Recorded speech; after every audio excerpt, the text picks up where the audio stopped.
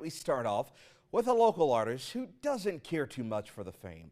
His journey to becoming one of the nation's most respected sculptors started as a child with a candle, a stick of butter, and a small knife. For years now, his hands have created some of the most incredible pieces depicting America's heroes and pioneers, but also some that remind us of where we've fallen short as a country. At the corner of 19th and University, Stop the violence, stop the hate! it has served as a place for voices to be heard.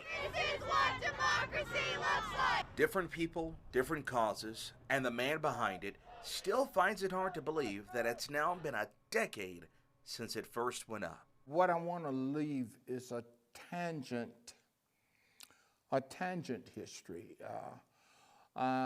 something you can put your hands on and say, this was me, this is what I did, this is what I contributed. What happened to the late Tim Cole is one of those stains on Lubbock's history that many, like Eddie Dixon, hoped would never be forgotten. Travesty of justice, yeah, but sometimes these things happen, often. In 1985, Cole was a student at Texas Tech when he was wrongly accused of raping a white woman.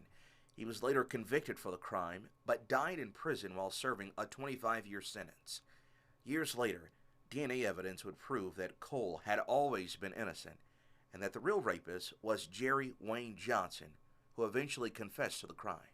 Everyone walking on there walking that campus is a Tim Cole.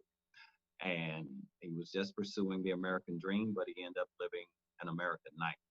When Dixon was asked to do a sculpture of Tim Cole, which was funded by Lubbock attorney Kevin Glasheen, he had quite a unique idea for it. There were broken letters that saying the Pledge of Allegiance to the flag of the United States of America, and it was going all the way across in the background, and it flowed into "and justice for all," but I thought that would be a little much and people might not understand the meaning of it. But instead, he stuck with the simple yet powerful phrase that still stands today. I would like them to know, or when they leave there, that there is justice, and it should be justice for all. The court should be fair. You should be able to come to court innocent and proven guilty, not come to courts guilty and proven innocent. Along with the Willie McCool statue in South Lubbock, Dixon's incredible work is also found at the Alamo, inside 3 Smithsonians, and in 50 different countries across the world.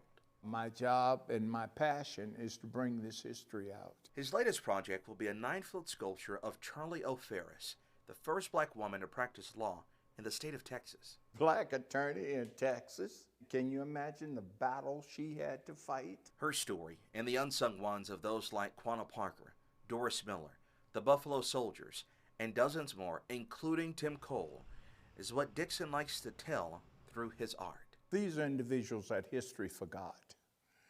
These are individuals that not only did they forget, but they swept under the rug purposely. These are heroes that would be forgotten if you don't bring them back to life. And that Charlie Ferris statue will go up in her hometown of Wichita Falls. Dixon tells us he hopes to have it done by this July.